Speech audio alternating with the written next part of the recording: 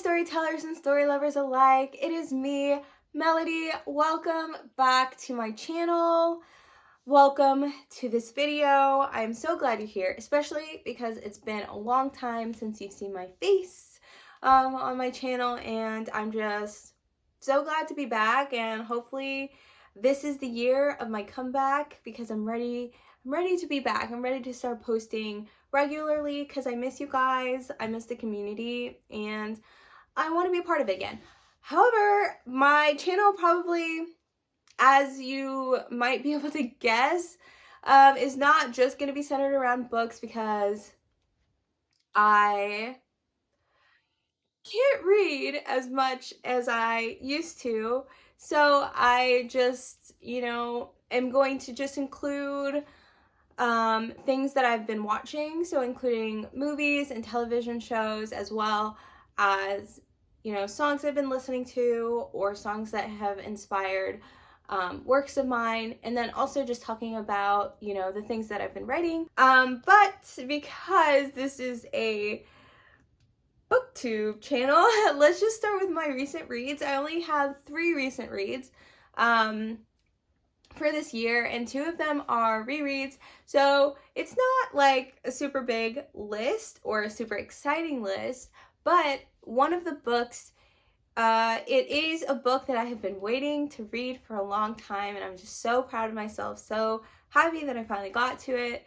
And that book is The Pursuit of Happiness by Chris Gardner. If you don't know about this book, its adaptation, or the story in general, The Pursuit of Happiness is a non-fiction rags to riches story.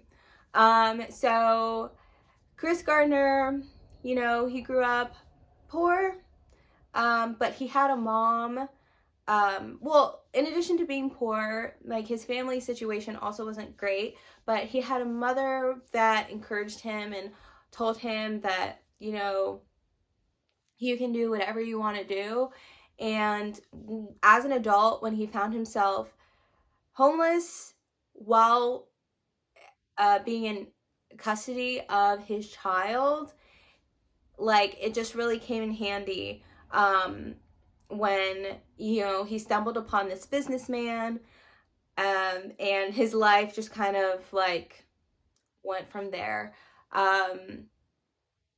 This guy gave Chris an opportunity, and Chris was very determined and just kind of had the perfect personality to make his life what he wanted his life to be. And I think that he did that, and eventually he started his own business, and he became a success. So I definitely would recommend this book to everyone because I think there's a lot that you can learn there, and I think everyone should take the opportunity to enrich themselves with some knowledge. So yes, definitely do recommend The Pursuit of Happiness. Now, the other 2 books that I've read so far this year are, I would describe them as basic. Yeah, basically not very exciting, but Twilight and New Moon. Yeah, I reread those. It would be my 3rd time reading them.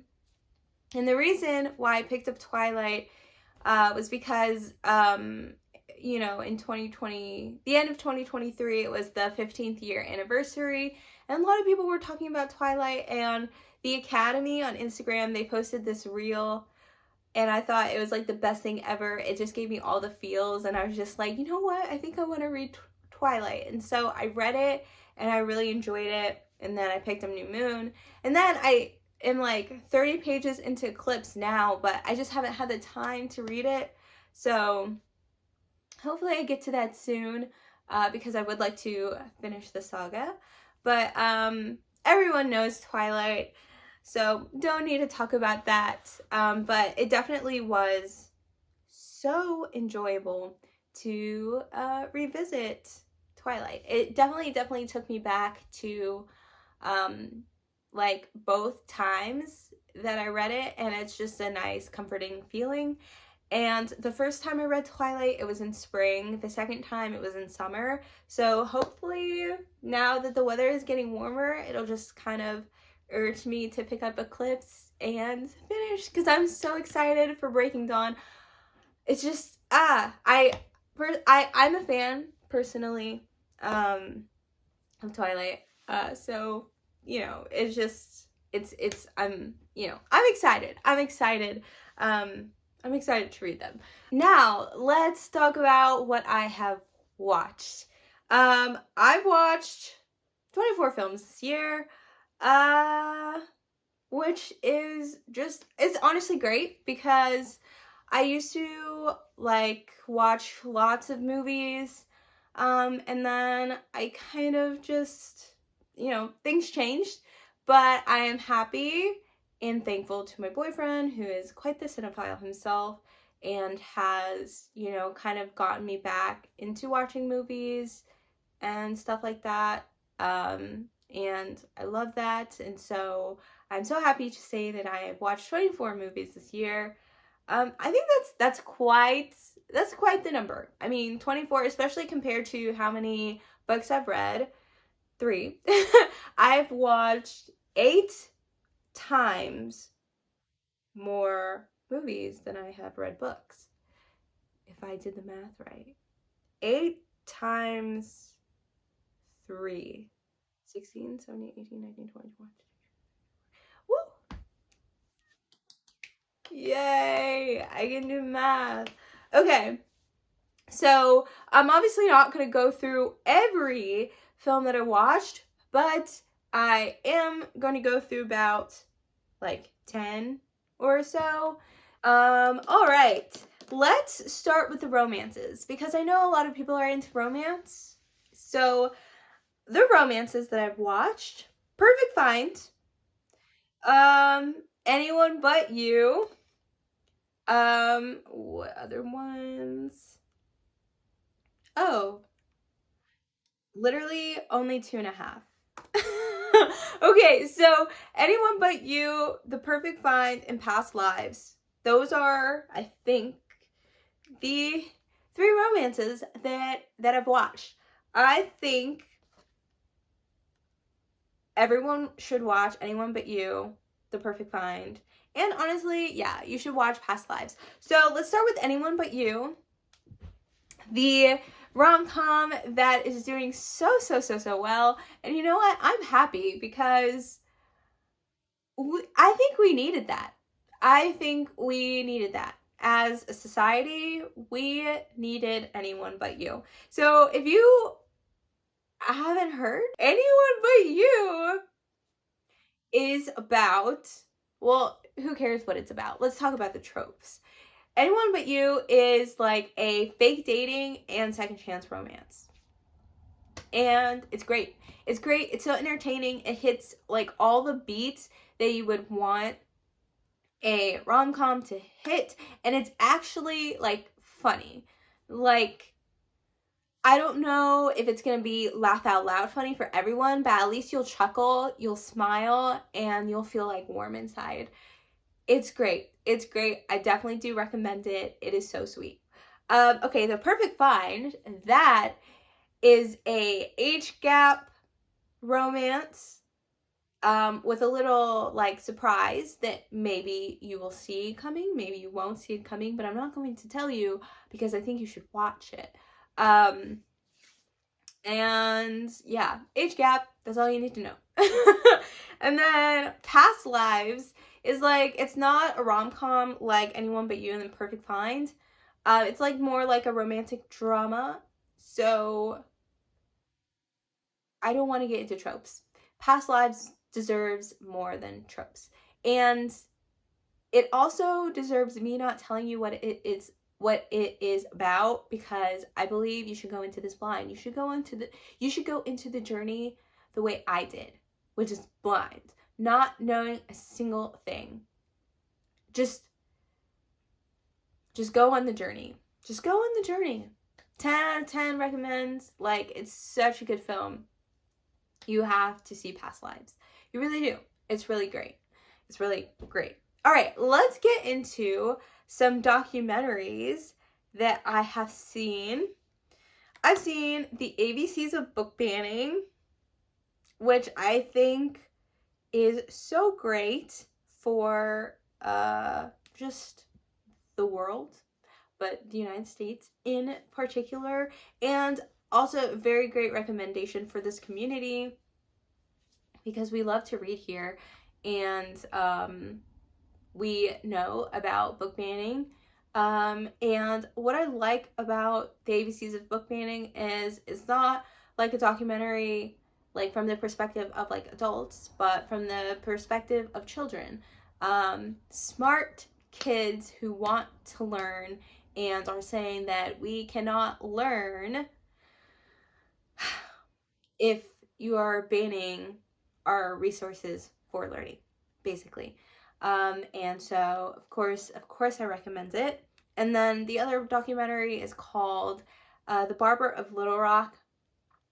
And it's a really great story about this barber who's doing great work for his community, including providing schooling for like people who want to cut hair, and then also providing loans for these individuals who, if they went to like a normal bank, wouldn't be able to get. That is The Barber of Little Rock. Okay, now let's get into some shorts. We have Self, we have Invincible, we have Red, White, and Blue. All right, so Invincible, Red, White, and Blue, and Self. We'll start with Self. It's super short. It's 6 minutes, and I think it's by like Disney Pixar, and it's just about it. It's a message. It's like, be happy with who you are. Don't try to change yourself to fit in. Don't try to change yourself for any other kinds of reasons. Of course, I recommend it. Red, White, and Blue is this great story. Great reasoning why we need to fight for abortion rights. And lastly, there's Invincible, which is a little harder to explain than the last two shorts, but basically it's about a kid, like a teenager, preteen, who has like behavioral issues, and his parents sent him to like a detention center facility type thing, and his sister is like really upset that like he has to go there, and the brother, he's just like, don't worry, everything is gonna be okay. But will everything be okay? You kind of have to watch to find out. It's really great storytelling, and I obviously recommend it. And lastly, let's get to, I guess we can call them the comedies, Barbie and American Fiction. They're both great. I think the world needed Barbie, so we got Barbie.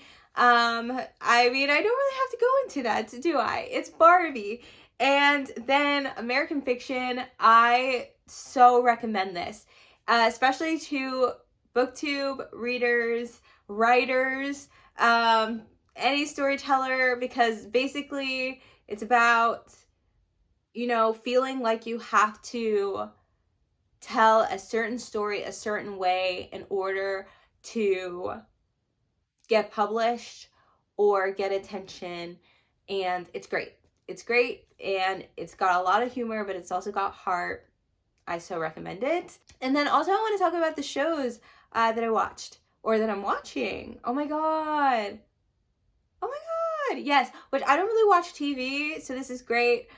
These are things that I also, like, I'm watching with my boyfriend, and then also by myself. I don't know, it's complicated. And I'm trying to remember. I want to put Emily in Paris on this list, even though that's not this year. But I watched Emily in Paris last year, and now I'm so excited for the next season. Woo-hoo. That was such a fun experience because I don't watch TV, and the fact that I like binged it in like the weekend, like 2 days, whenever I did it, you know, I did feel like my brain did need a detox afterwards, but I enjoyed my time. I loved Emily in Paris. Right now, I am watching The Upshaws. I'm in the middle of The Upshaws. Both Emily in Paris and The Upshaws, Netflix. And also on Netflix, From Scratch, which is based off of a memoir that I did read. So that's fun. But From Scratch is about... Oh, I didn't tell you what... Well, do I really need to tell you about Emily in Paris? Everybody knows Emily in Paris. What else? What did I say? The Upshaws? The Upshaws is just kind of like a slice of life, but not really a slice of life. But it's just kind of like daily life in this family. Just family drama and whatnot. But it's not dramatic.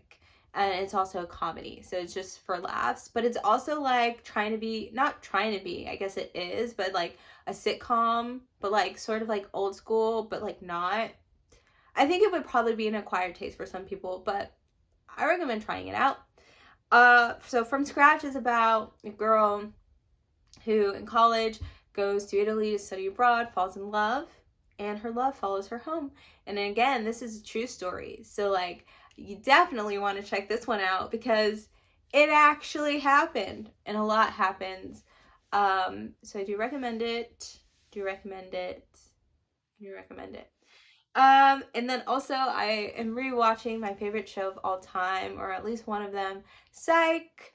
And yeah, Psych is basically about this psychic detective, but he's not actually a psychic. He's just pretending, but he does get the cases solved, so nobody's gonna question him because he's effective in helping the Santa Barbara Police Department catch, criminals. So yeah, it's also like a comedy. Oh, it's also kind of like a buddy cop duo because his best friend, the best friend of the psychic detective, is like always with him. They basically solve the crimes together. It's so fun. It's so great. So yeah, those are my watches, my views, the things that I've watched thus far this year. So now let's talk about my works. My work ever since is basically about like a relationship, a love that went awry. And the one song that really inspired ever since is Something in the Orange. Glimpse of Us by Joji also inspired one of my favorite works that I've written this year. It's called Her Eyes, and it's basically about just not being able to forget someone. And then a honorable mention is Love Like Spring, which is just kind of, a love letter to my boyfriend, so it's gotta make the list. One of my favorites, because he inspired it. He's probably gonna inspire lots, but Love Like Spring, it's a great one. And so those are my recent reads, watches, listens, and works. I hope you enjoyed this video. I really do. And I hope it was worth your time, or I hope it was great background noise. Either way, if it was good in any way, feel free to like the video. If you haven't subscribed, feel free to subscribe. Leave a comment, let me know any of your recents. And I think I'll see you in 2 weeks. So until then, bye. Hello fellow storytellers and story lovers, I want to thank you kindly for watching my video. If you want to see more from me, be sure to like, comment, subscribe, and follow me on Instagram at MelodyCLane. If you're looking for someone to help you develop your story, I'm available. You can find more information on my website. The link is in the description below.